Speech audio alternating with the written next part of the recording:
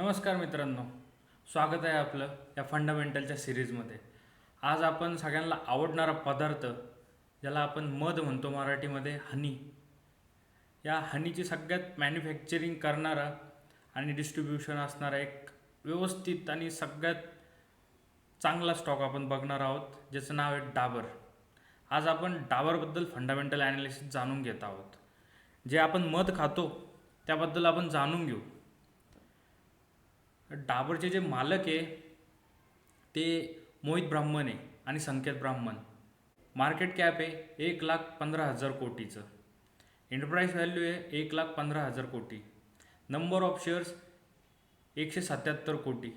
P ratio 74, P बी ratio 15 आणि face value 1 वर आहे. प्रमोटर होल्डिंग, जे प्रमोटर सगळ्यात जास्त आपल्या कंपनीवर भरोसा ठेवत आहे, 66%. R O A, return on equity 23%. R O C, return on capital investment, म्हणजे यांचं 28%. सेल्स ग्रोथ 5%वर आहे. डिव्हिडंड टिल्ट, डिव्हिडंड हे बऱ्यापैकी देत्या 0.85%. बुक व्हॅल्यू आहे 40 रुपये. कॅश, कंपनीकडे कॅश आहे 71 करोड. आणि थोडासा इथं एक निगेटिव्ह पॉईंट आपल्याला दिसतोय डाबरमध्ये, की तो आहे डेप्थ. आपल्याकडे कॅश आहे फक्त 71 रुपये आणि आपल्यावर कर्ज आहे 697 रुपयाचं.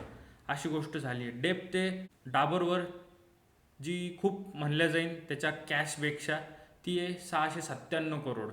कंपनीकडे कॅश आहे फक्त 71 करोडचं आणि कंपनीवर डेप्थ आहे 697 करोडचं. म्हणजे पैसा दिला तर हा सगळ्यात पहिले आपल्याला लोन फेडण्यात किंवा जे काही कर्ज आहे ते फेडण्यात, डेप्ट फेडण्यात चालल्या जाईल. कंपनीची स्ट्रेंथ, आर ओ ई त्यांच्या मागच्या 3 वर्षापासून कंटिन्यू 24%वर आहे. जो आर ओ सी आहे मागच्या, तो पण 3 वर्षापासून 29%वर आहे. The healthy interest conversion ratio हा 25.24वर आहे आणि कंपनीचा इफेक्टिव्ह कॅश आहे. तसं आपण बघितलं तर कॅश तर आहे, पण डेप्थ असल्यामुळं हा इफिशियंट कॅश आपण मानलं म्हणजे गृहीत तर धरणार नाही आपण. कंपनीचे काही लिमिटेशन आहे. कंपनीचा मागच्या 3 वर्षापासून प्रॉफिट ग्रोथ मायनसमध्ये चालू आहे 2.98%. आणि जो ग्रोथ रेव्हेन्यू आहे मागच्या 3 वर्षापासून हा कमी कमी होत चाललेला आहे, तर तो आहे फक्त 8%वर.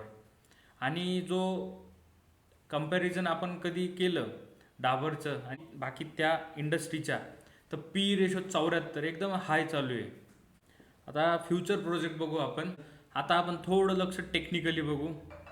मार्केटनी एक व्यवस्थित रेंज पकडून कन्सॉलिडेशन करून ब्रेकआउट दिलेलं आहे. ब्रेकआउटचा एक सपोर्ट घेऊन मार्केट अजून एक ब्रेकआउट द्यायचा याच्यावर चालू आहे. आपण याचा मंथली चार्ट कधी बघितला तर एक 668च्या वर एक व्यवस्थित रॅली देऊ शकतं आहे. सध्या तो एक कन्सॉलिडेशनच्या स्टेटमध्ये राहू शकतो काही दिवस. त्याच्यानंतर ब्रेकआउट दिल्यावर तो एक लाईफ टाईम हायच्या जवळ जाऊ शकतो. फ्युचर प्रोजेक्ट चालू असा आहे की यांचं जे डाबरचं आहे, यांना हेल्थकेअर बिझनेसमध्ये आणि पर्सनल केअर बिझनेसमध्ये, हेल्थकेअर बिझनेसमध्ये म्हणजे यांना मेडिसिनमध्ये, आणि पर्सनल केअर बिझनेस म्हणजे कॉस्मेटिकमध्ये यांना उतरायचं चालू आहे. की हेल्थकेअर सेक्टरसाठी त्यांनी 5,000 कोटीचं एक टार्गेट बनवलं आहे. पर्सनल केअर बिझनेससाठी 7,000 कोटी.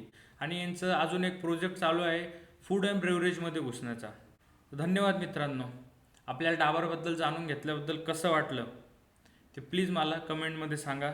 यापुढचा व्हिडिओ कोणता असला पाहिजे हेही सांगा. धन्यवाद.